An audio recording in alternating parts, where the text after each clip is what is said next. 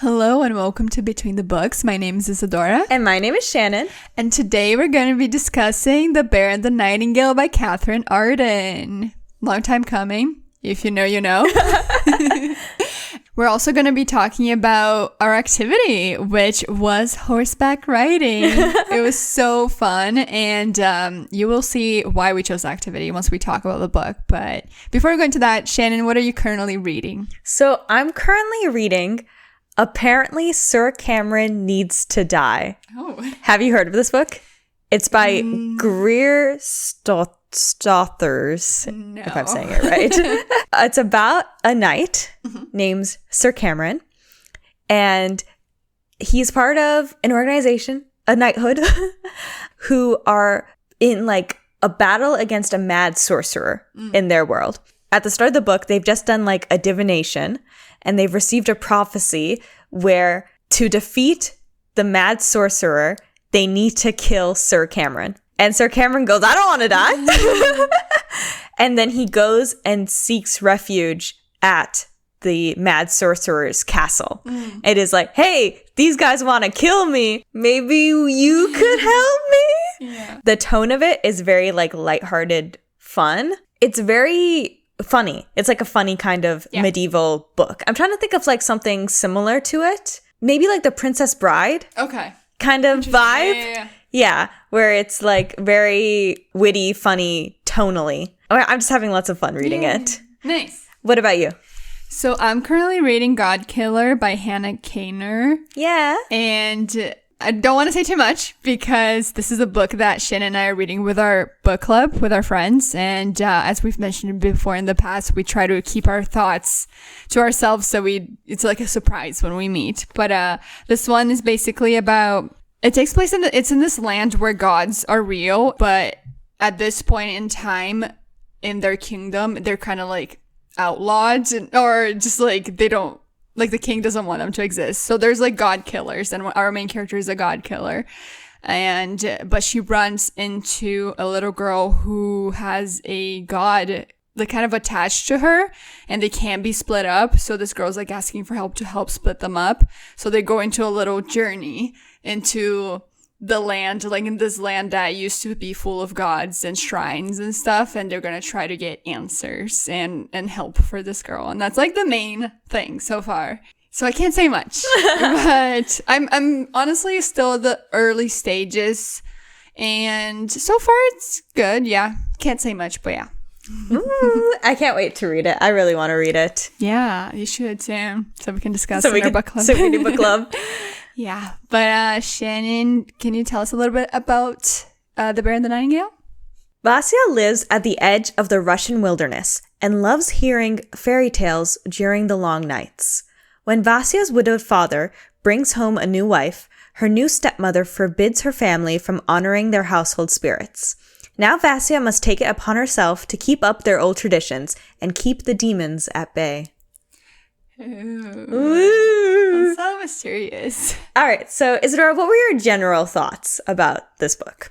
So I'm torn because there were parts of it that I felt a little slow for me, and just like I didn't love the beginning part, like I guess the first act. It took me a while for me to get into it, but I think by the end, and then, just fully, like, I think the plot could have been a little more exciting, but I did really love the setting, all the folklore in it, and I really liked the characters and the writing style. So I think if the plot and the structure had been a little bit different, I definitely would have liked way more.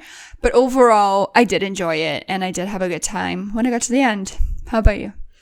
I share a lot of similar feelings. Yeah.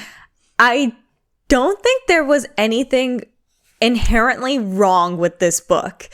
Like, I agree with you that I enjoyed the setting so much, and I enjoyed the fairy tale aspect of this book. So Vasya goes around and meets and talks to different like Russian folklore creatures, and that was really like exciting to read about. And I like the setting and everything.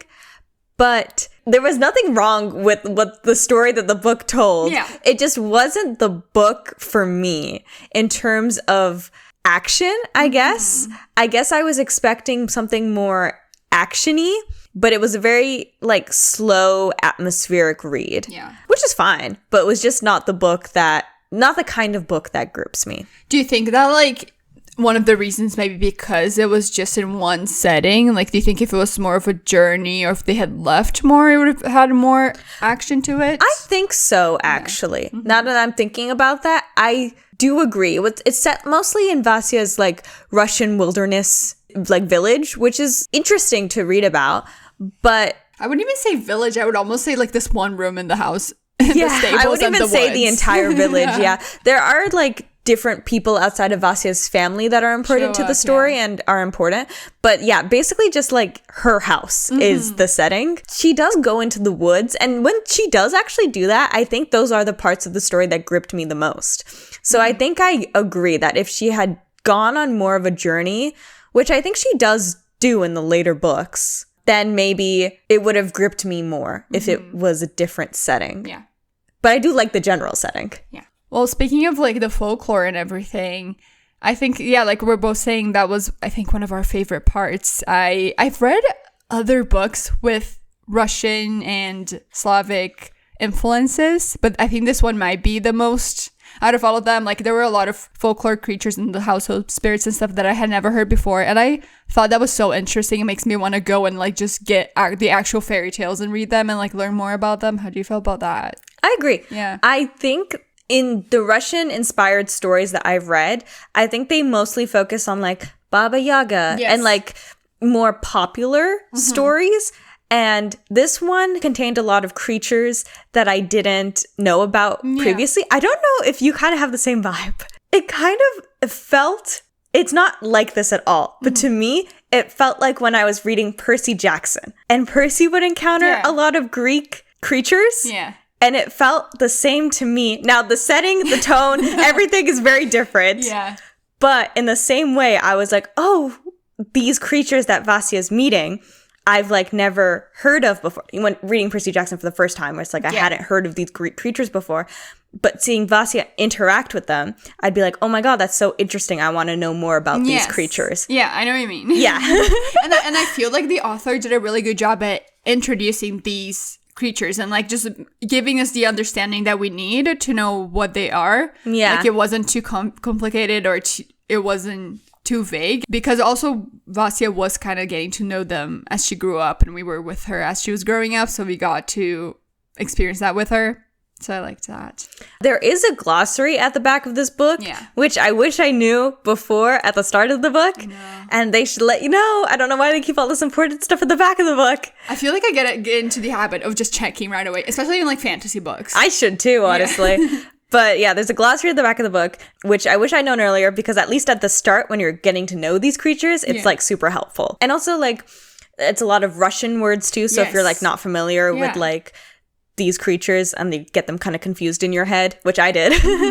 But there is a glossary at the back of the book. It can help you. I thought it was really important and really it helped me a lot. Yeah, definitely at the beginning I was it was too much Russian to get all at once. But by the end I did feel pretty comfortable with the words. And I could like, I knew what was what, which is cool. Another thing that we touched on briefly, but the setting of the story. How did you feel about it? So I think I've talked about this before too in the podcast. I love, this goes kind of against what we were just talking about, but I love books that take place in one place. Like you mentioned that when we were talking about the train. Locked room mysteries. Yes, I love just being in one place. And I thought everything was just so unique. And then, like, it goes along with us just not having read that much Russian stuff or, like, books that take place in that time. And I thought the house was really unique, and then I could picture really, like, everything. And I love that it was just snowing all the time, and it was winter, and the woods were really cool. So it felt kind of magical to me. Yeah, I also really liked that it was in, like, I think it's supposed to be mid-14th century, too. And when do I ever read a book that takes place in the mid 14th century? In Russia. Like, I don't know. I liked it. How about you? No, I liked it a lot too. I liked that description of the house because I think it helped that Vasya had a very big family. But there's a lot of slower moments in this book, which I could take or leave. But I think the author did a really good job at making the house itself feel very lived in. Yes. And very magical. Yeah. With all these household spirits that are in there that Vasya like talks to. And yeah, it's just like time period that I don't read from. And it's like magical realism. Was it? Yeah. It's kind of magical realism. Yeah. In the sense where it's like, I don't know how like realistic Vasya's like day-to-day life was. But she would do things like the sewing, and like her brothers would go out and hunt and like things like that, where all of it felt realistic at least. So it was it was just a very interesting and different time period to read about. Like hearing them all prep and survive the winter and stuff. I know, yes. And also, I think because we were in there for so long and there were so many scenes in these rooms, we got to, and I don't know about you, but I have it so vividly in my head. Like I can picture like I have the whole room mapped in my head. Oh, yeah. And like that, and like the bathhouse and the church, like I literally had, maybe it's not exactly what the author was thinking. Obviously, we all come up with things in our heads.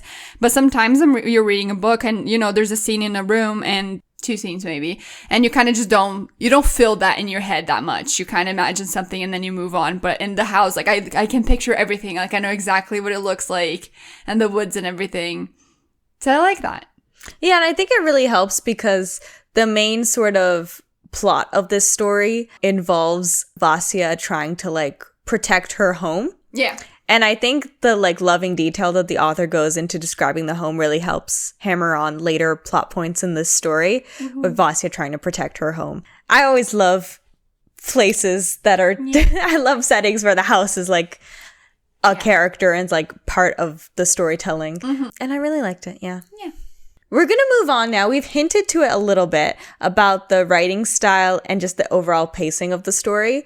First off, the writing style, I think it's written beautifully. I think it's her debut novel, right? Yes, it is. Yeah. So it's pretty good. Yeah, it's pretty good. There's a lot of inspiration in this book from fairy tales, but Russian folklore and Slavic folklore specifically. And I think you can tell from the way that it's written in that it's in a very descriptive, melodic kind of style. What do you think? Yeah. No, I agree. I thought it just read really well. I don't know. I think it flowed well and it sounded pretty. And like a fairy tale almost. Like you were reading a fairy tale. And like I mentioned before, like it wasn't too dense or anything. Like I thought that the way she did it was pretty easy to read, even though there were so many new aspects and new folklore to introduce. I think she did a really good job. And I overall, like the writing, I really, really liked it. Like I would definitely read more stuff by her, and I wonder how her new books are. I think leaning into like the fairy tale aspect though, there are swaths of this book where we're just kind of following Vasya around like her day-to-day life, where she'll wake up and be like, okay, and then I spoke to this spirit and then we were talking about stuff and then I did this other stuff and then I went to sleep. And then there's a lot of kind of, I don't want to say nothing, but it's a lot of like setup maybe.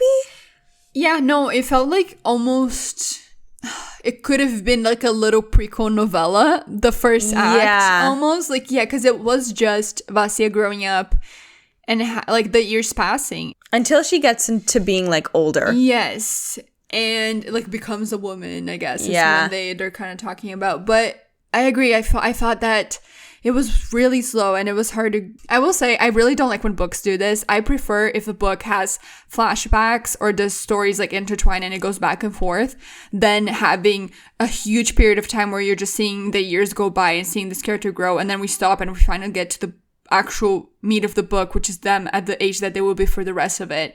I just don't like the way that flows. Yeah, and I think the other thing to point out in regards to the pacing of this story is that it is a trilogy. So this is the first book in the trilogy. Yeah. And I think it shows in terms of like setting up other characters that don't come back in this book at least. And it seems like they'll have more time in other books, but it's like swaths of time are handled to set up these other characters. But at least the payoff is not in this book. Yeah, I agree. Which is fine, but I think a lot of that setup also happens in the first act. Like, for example, the first act is also spent a lot of time centered on her father and not her. Yeah. Like, it's her father going to Moscow, getting his new wife, and coming back. And that's like the first, like, 100 pages of the story. It's almost as if, because it reads like a fairy tale. It starts even with her mom giving birth to her and her wishing her daughter to be a certain way. And then, and then she dies. And then he goes to Moscow and he comes back. And it's kind of like that thing in a fairy tale where it's like, oh, there once was this woman and she had a baby. And then one day she passed away and then her husband got a new wife, which in a fairy tale would be like one paragraph. But in this book, she just kind of expanded it a bit too much. Yeah, I agree.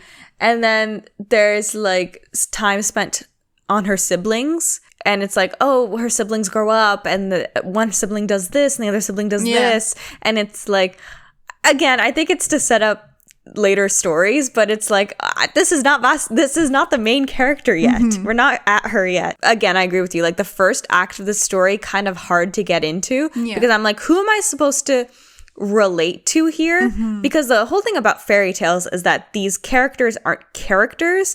They're like archetypes to deliver a theme or a message. Like that's kind of what a fairy tale is. The characters don't have character as we normally would. And it felt like that with like her father, the stepmother, the brother, the sister, you know, like they didn't feel like characters yet. Mm-hmm. And it made it hard to read the first act of this story, basically. Yeah, I agree. I definitely started liking it way more later on. I agree, yeah. Yeah. So I think we're going to talk about our activity now, which I think is the coolest activity we've done for this podcast so far. And we almost didn't do it because one of the reasons we've been pushing this episode is because we wanted it to snow. And guys, did you see that it snowed the other day? Like little. But it did. It was so funny. Like, because by then we had already done our activity, but we've been hoping for snow because that's one of the big things in this book, right? Yes. And we're like, oh, imagine if we got to walk in like a forest, like do a little trail while it's snowing. We didn't get to do that. So we're like, okay, what's the next big thing in this book? Horseback riding. Horsies. So we went horseback riding, which I think is crazy because I never would have thought that it's a thing that we could just go and do. Which is so funny. Sorry, just side tangent. That's exactly what I said on our first episode when we were talking about going to the swimming pool. I was like, isn't it crazy that you can just like go to the swimming pool? Isn't it crazy that you can just go horseback riding? Like there's nothing stopping you. And this is the beautiful thing about this podcast. There's nothing stopping you from doing all these fun activities. Yeah. So we went horseback riding. We rode on the horse for like an hour. It was a trail ride. So we went around like a scenic trail. Yeah. I loved it. I'm kind of obsessed with it. Yeah, I know. Shannon, because I really liked it too, but Shannon's in a different level right now. I just didn't think I'd love riding horses so much. This was Shannon's first time riding a horse, by the way. No, it wasn't. Yeah, it was. You said you rode a pony before. Oh, yes. Okay. Yeah. I rode a pony before. It was my first time riding a horse. And I don't even remember riding the pony. I was pretty young, to be honest. But it was my first time riding a big horse. And I thought it would be scarier. Yeah. My favorite was it was mostly just when the horse was just walking the whole time. Like we weren't going very fast at all. But there are times when we would go up to a trot. Yeah. And those were my favorite. I loved that. Fun. It was funny because something that you said while we were riding is that when you're on it, it feels so fast. But then when you're looking at other people and they're horse riding, you're like, it's actually not that fast at all. I'm like, but when you're on it, you're like, holy shit, this is too fast. I would, because I talked to my horse the whole time and I'd be like, too fast. Hold on, wait up. I kept trying to get my horse to go faster. Yeah, your horse was a little slow compared to mine. I was like, we gotta go, man. We gotta go. Shannon was like behind me and I kept trying to take like photos of us and I would like pull out my phone and with like the selfie mode and Shannon would be like so far back. I was like, you're embarrassing me. We gotta keep going. She was a chill gal. No, but I've actually been looking into horseback riding lessons. Like, I think this could be the start of an era for me. Yeah. And it's all because of this podcast. Yeah. I feel like I want to wait. Like, I would definitely do it again. I kind of want to wait to do it again in the summer or just when the weather's better. Not that the cold really bothered me during the ride. It's just that, I don't know. I feel like it'd be nice when it's like a little warmer. Yeah. And yeah, I really liked it too, but I was so uncomfortable. And I feel like I just have to learn to sit on a horse properly. Yeah, all this to say, I also agree. My back hurts so much. Yeah, like just while I was on it, that's the thing. Like I was having such a good time, but I was also like, I want this to end soon. I need to get off this horse. I'm so uncomfortable. I don't think you got to that level while we were riding, did you? I was so uncomfortable, but I kept being like, I want to stay on the horse. Wow. I kind of want to get out. I was like, I could do this for another hour. Send me back on the trail. Whoa. No, I didn't get to that. But oh my gosh, I had like bruises. Like it's just because of the trotting. Again, they didn't really fully teach us how to sit or how to ride the horse. They kind of just put them on them and were like, follow me. It was actually really funny because I thought we would do a more in-depth safety thing. I know. No, there's nothing. But the first thing they were like, get on the horse. And I was like, oh, we're not going to do anything before we get on the horse. And they were like, just follow us. And I'm like, oh, what? But the horse is very good. The horses were good. That's a funny thing because they were teaching us how to, like you pull the saddle. Not the saddle. You pull the reins a little, like to the side or to the other if you want the horse to like move. But at that point, I was like, this horse knows this trail way more than I do. Like I don't think they're gonna go off trail. Like I don't think they're gonna step in the wrong spot. Like I trust him. See, I think I love the horses had different personalities. I know. My horse loved to list. My horse loved to go to one side, and I was like, okay, no, come on, center trail, come on. We're getting too close to the edge here. I'm a little scared. Okay. There was one point where I almost like hit my leg on a tree, and I was like, wait, but overall not too bad. My horse was a little impatient, and he kept trying to skip the line. We were supposed to stay in the same formation, and my horse kept trying to skip the line. Whenever there's like any sort of space between us and the horse in front of us, he would start trotting. And then he would trot, and then I would have to like kind of pull him back because his nose was like touching the other horse's butt in front of us. Like he would get that close. And then he would get impatient and he would try to bite the horse that was in front of us. It was so funny. He would like open his mouth and go for it. And I'd be like, stop, please stop. And I would like pull him back. I don't think he got to biting the other horse, but that's because he must have tried at least like 6 times, at least, probably more. I love your horse. I know, I kept having to pull him back. Yeah, overall, it was a fun time. Like, it was awesome. I'm so happy we did it. And it was cool because in this book, horses are like a big part of it. Like, yes. The main character, we see Vasya learning how to ride the horse and everything. So it actually ended up being perfect. And it was cool getting to do that. And I kept picturing her in the horse because her in the book she rides like bareback, like no saddle or anything, and I was like, how I'm in pain right now, how did she do it? Like how? So it was interesting picturing her in the book and like all of that while we're in the horse. And it was winter, so it kind of like worked because it was cold. I was like, wow, riding a horse while it's cold. Just like Vasya. But yeah, I think that's it. We're gonna go move into spoilers, so if you haven't read the book, please leave. Yeah. Bye-bye. Bye. Cool. So, okay. So the way we're going to section this is kind of like going by characters or just because I feel like there are a lot of little plot lines with each character or which like group of characters. So obviously let's start with Vasya. She, like we mentioned, we see her growing up. We see her become a woman. And one of the main things is that Vasya can see these house spirits. She can see not only the house spirits, but just like the other magical creatures in the woods. And when she was younger, she gets lost in the woods and she runs into this like strange man with like just one eye and a scar on the other. And she's saved by this like frost prince or frost king. And I guess that's just stuck in her head. And then after that, she just sees all these things, but she kind of just acts like they're normal. So like she's pretty chill about them, which will contrast with her stepmother, which we'll get into that. But I liked that she could see all of them and she would like interact with them and she just became friends with them. I was like, oh man, I wish I had like household friends that I just could talk to. It was very magical. Yeah. She was almost too chill about the whole thing. Very chill. She was just meet a new one and be like immediately kind of friendly towards it. And she kind of realizes pretty quickly that she's the only one that can see them. Yeah. That the rest of her family can't. But like as a child, I guess it contrasts, like she is a child, so she's very like open and stuff. But she's like, yeah, she's just very chill about the whole thing. And there's kind of the thing I think I was missing in this book for the longest time is like conflict. with Vasya, like, because there's a lot of conflict with her stepmother, but none that she like stands up, I guess, against. Like, it's very chill kind of the whole time until like the last act, basically. That's true, because later on, so the whole thing, well, actually, just before that, I wanted to talk about the horse section, because now that I'm thinking back to the horses, that was really long. Yes, like there were so many scenes of her just going to the stables and talking to the stable spirit, and then learning how to ride a horse, and then she could talk to the horses. That was kind of cool. That was cool. Yeah, but yeah, there was a lot of horse content. There was way more horse content than I expected, which was fun, but also like perhaps could have been edited down, or like I don't think it was necessarily a big part of the actual plot ish, because then we find out that the Nightingale and the title character is actually a horse, which is what, but okay.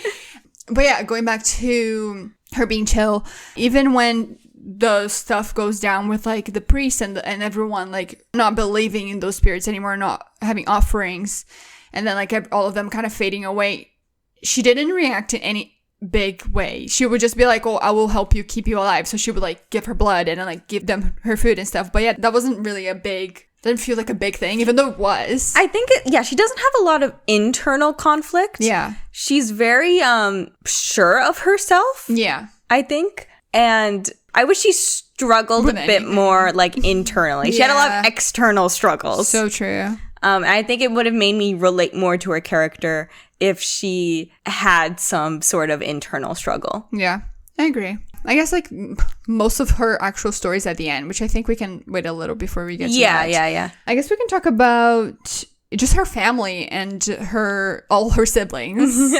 And I did, like you said, like I liked seeing how they were different and they had their own thing, and like some of them moved away and stuff, but agree, perhaps too much information on them. Stuff that could have been said in a paragraph had like a full chapter, like about like Sasha or Olia, and yeah. Yeah, I did generally like her father. I did like him. I liked him. There was nothing like outstanding about him, I think. Yeah, I liked him-ish. As a character, I liked him. As a person, I did not like how he dealt with marrying the stepmother and like the whole thing, because she was like a child. Well, if you go back to it, that she was very young and it was just weird, and she was like basically the age of like her eldest son type thing. And I would agree, but I think you kind of gotta look past that. I know, because they were also marrying mid 14th century. It's the mid 14th century. Everyone was kind of doing it. I don't think. Just because people are doing it doesn't make it right. I'm just kidding. I know, totally. Yeah, I feel like you kind of have to, because like as a father and stuff, I think he was a pretty good guy. But yeah, it just gave me the ick a little. No, totally. Yeah, no. I mean, her sister also got married when she was 14. Yeah. Which, yeah.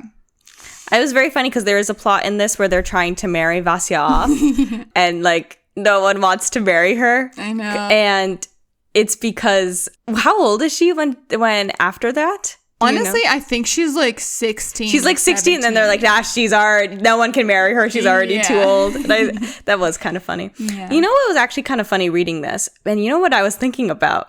I was thinking about Burial Bones. Oh God, why would you think about that book? Because it takes place in 15th century Spain. And I was thinking about, oh my God, Nature is Healing. I've forgotten the main character's name. Sabine. Maria, when she's Maria. And she didn't want to get married. Mm-hmm. And I was like kind of superficially comparing the two. And I was like, I think it's funny that no one wanted to marry Vasya. And like the same thing where it's like Vasya didn't want to get married because like whoever they were marrying her to was like really gross and mean. Yeah. And also, well, Vasya was also kind of just weird. But like, people just thought she was like that's the point I want to get to. Yeah. I loved that Maria was just like, oh, like a beautiful woman, but she doesn't want to be tied down by society. And Vasya was just a weird little girl who wanted to hang out with the house spirits. And I just think it's funny. I don't know why. I was just like superficially like comparing the two of them. I did like the how whenever she would bring up that she had to leave, and she was like, oh, I need to leave and get married and stuff, with the household spirits were like, no, you can't leave. Like, we need you here. Like, we can't live without you. Which she almost became a household spirit herself, like in the sense that she was protecting the house and protecting those creatures. So anyways, the family. Yeah, I liked her brothers and her sister. I liked Dunya, who was kind of like maid / grandmother figure. And then the dad getting her to keep the necklace for so long, and her just having dreams, and like her just knowing this whole time that it was just the Frost King that wanted Vasya. It's kind of funny. So the people that come to the town that are major figures in this book are her new stepmother Anna and priest Constantine. And these are actually two characters I really enjoyed in this story, because the priest especially I really enjoyed. So her stepmother has the ability to also see the spirits, similar to Vasya, but she's kind of gone crazy kind of because of it. Yeah, and the thing too is that she wanted to go to a convent because she knew that whenever she was in church, she couldn't see them. And then that was always the plan. Like, that was the plan that her father had for her and everything, until Vasya's father came, and then she had to marry him. So that like kind of ruined her life, because she was like, great, now I can never be away from these spirits. Yeah, and I really enjoyed that it made her have a very complicated relationship with Vasya, because she was like, these creatures or whatever are like ruining my life. Like, they're like demons. Yeah. And she's scared of them. And she's very scared of them.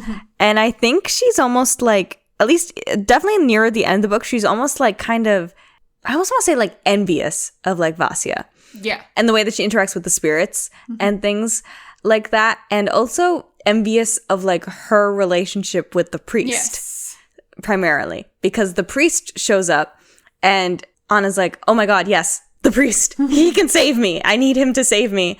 But he's more interested in Vasya and the way that she acts and everything. And it's like, I just enjoyed their like the three of them and their like relationship throughout the book. I thought it was very interesting. I know, me too. Yeah, because Anna goes to Constantine and she tells him what's wrong with her and stuff. And this is like right as he moves, because he's just kind of made to come and be the new priest in this village. And she tells him that, and then he's like, I'm going to bring like God into this village and religion to this village, and we're going to stop having shrines and worshiping or whatever, like just believing in these creatures and these like spirits. And we're going to like banish them, and I'm going to save you. That's kind of his thing. He wants to like save the village in his own way. And that kind of leads into like the main thing in the second act, which is he uses fear, and he makes it so that everyone in the village just kind of starts offering, like doing their offerings and stuff. And so the household spirits just start like basically starving or like getting weaker. And that leads to Vasya kind of being the one trying to keep them alive. But I think something that was so interesting was the bear, which we'll get into, but the bear kind of played with Constantine's mind. And his like fear. Yes, and he made him believe that he was God. Yeah. He was like in the church when the priest was there, and he would like speak in his voice, and the priest was like, oh my God, God's speaking to me. And he would be like, okay, you have to do this, and you have to like invoke my name and do this and that. And like for the longest time, he just thought that was God, until there was a scene where they go into the church. Everyone's in the church, and Vasya and Anna see the creature, because Constantine can't see him, he can just hear him.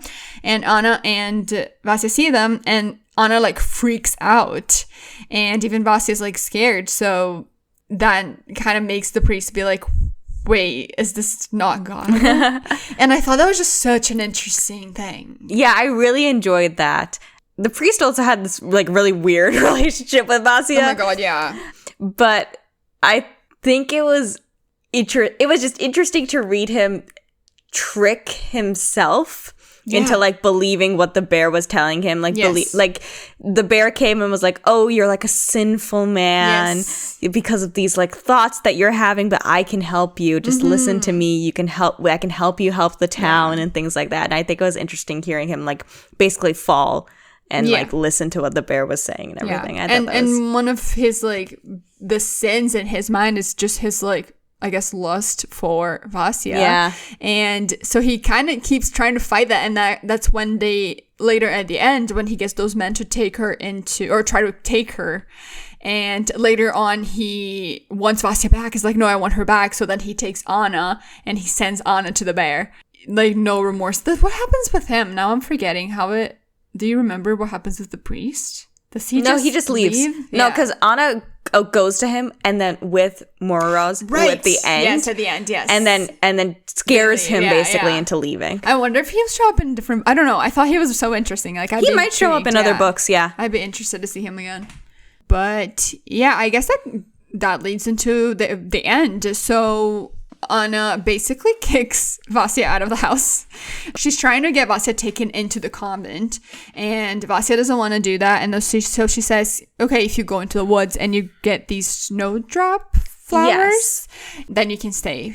But it's like middle of winter. Like, there's nothing there. Another, like, fairy tale kind of task. Exactly. And... and then I guess throughout, Vasya has had encounters with the Frost. Is he Frost King or Frost King? Prince? Okay, Frost like King. Winter King. Winter King, yes. And she has had encounters with him here and there. Oh, and also, sorry, I forgot to mention the whole thing with like the people dying and coming back. Oh, yeah. As kind of like demons killing like people. vampires, they're supposed to be. Yes. Yeah. So that happens to Dunya, and she comes and they can hear her crying outside and wanting to get in. And Vasya and the domovoi, who's the house spirit, they're like trying to protect it. I really liked that scene because the father had left, so it was just her and like her brother and like Alyosha and Irina and Anna, and they could all just hear the person crying outside and them like just being in the kitchen. And then Vasya suddenly leaves. I don't know. I loved that visual and that scene. Yeah, so Vasya goes out towards the forest, and then the priest tries to get someone to take her, but then she ends up escaping and running into the woods. She finally runs into Morozko, who is the Frost King, and he takes her to his house.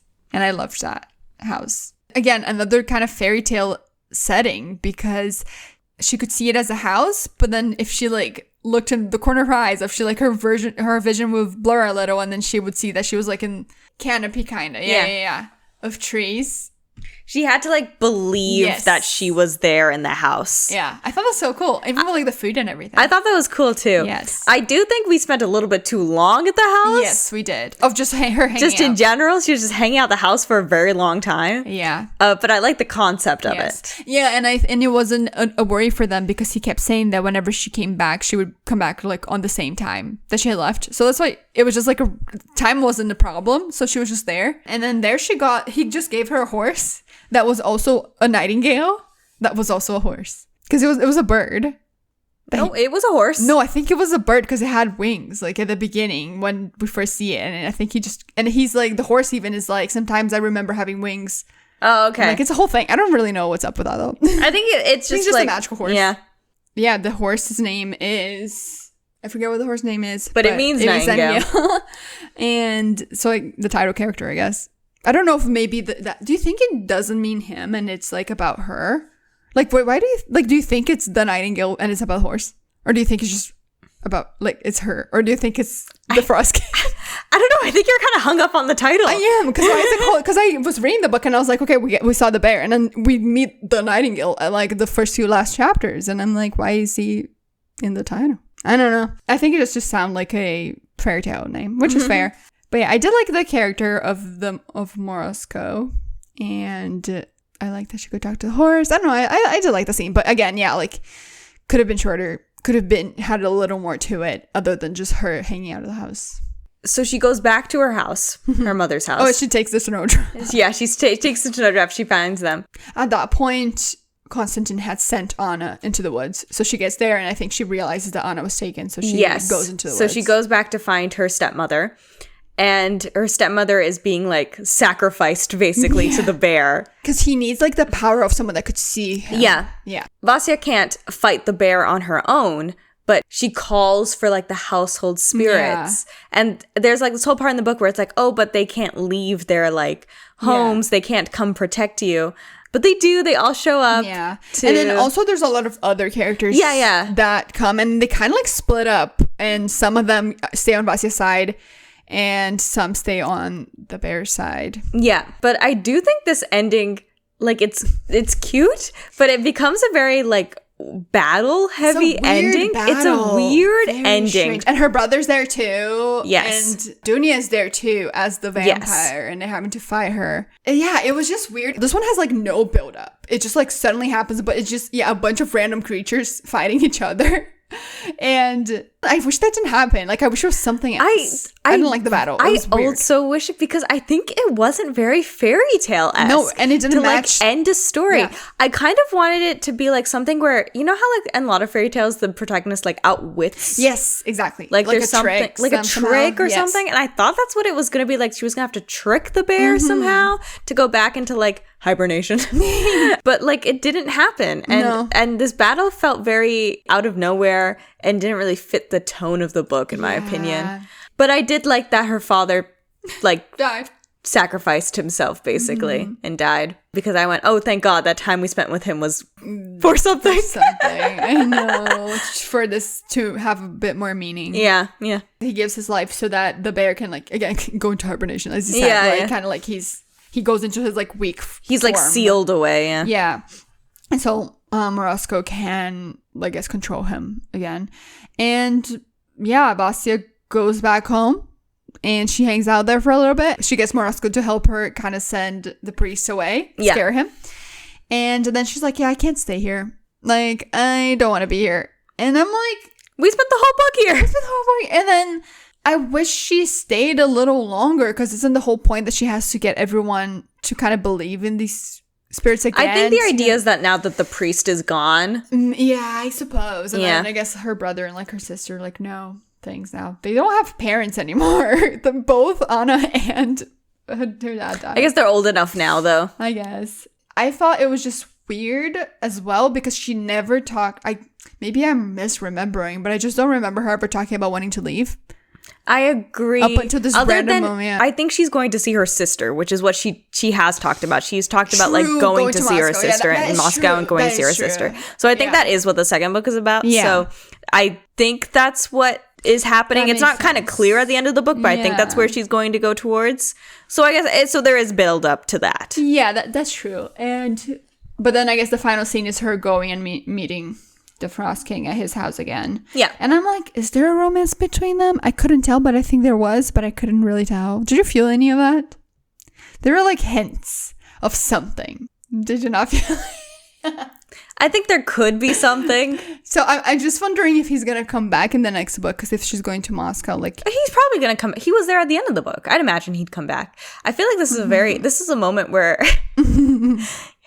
I don't know if I like that. I don't know. I know I did. I have mixed feelings about it. I don't think they would be in a relationship, because that would be weird.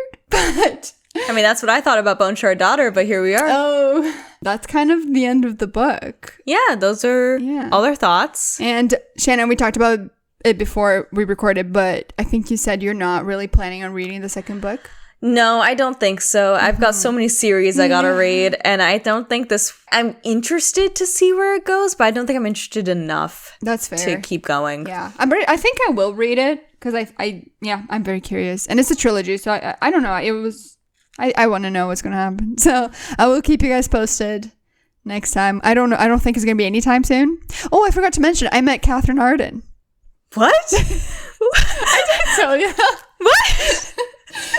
When? Why did you not mention that? I feel like that why we're reading this book? Yeah. Oh. Because I must have, I don't know. I forgot about it. The thing is, I wish I had read this book before. But what happened is that when I first went to Comic-Con, to Emerald City Comic-Con. Oh. When they have that one booth, I think it's is it the Penguin Random House? Yes. Sometimes you have people like giving arcs or signing stuff. So I was just walking around the artist alley and stuff, and I just see her. She's just sitting there. There's no one in line. There's no one. She's just sitting there, and there's a pile of the books. This book? Yes. Oh. And just this book, which is funny. And I go up to her. I think I asked if the books were free, because I thought, like, is this like a giveaway? And she's like, yeah. And I was like, can I have one? And then she signed it for me. And like, I didn't know, like, I had heard of the book because I remember when it came out, like, people were talking about it on BookTube. So I told her, I was like, oh, I actually have been meaning to read this book for a long time. It's been on my list. So that's nice that you're here. Like, I'm excited to read it. And she's like, oh, thanks. And that was it. Damn. What the heck? I barely like remember her, but I Why did you not mention this the entire time we were trying to like read this book and we went horseback riding and we recorded this whole podcast? I just remember, I thought I had mentioned That's another activity that you could do, by the way. Meet Katherine Arden. I don't know. I just remembered it now. But yeah, That's I have a signed copy I love that. of The Bear and the Nightingale. Wow. No big deal. Yeah, but I wish I had like read the books I could. That's the thing. It's so fun like meeting new authors and like in these events, like obviously you can't read all the books. So you kind of just like go up to them and sometimes you just want to get it signed to take the opportunity. But it's way nicer to be able to talk to them about their work. Unfortunately, I didn't get to that, but hopefully maybe another day I'll see her. I'll tell her that we had this podcast episode. You tell her about the podcast episode. I'll tell her about the podcast and how we rode horses. I think she'd like that. She influenced us to go ride a horse. Yeah. But yeah, that's gonna be it for today. We actually don't know what book we're reading next, do we? It's a surprise even to us. Even to us.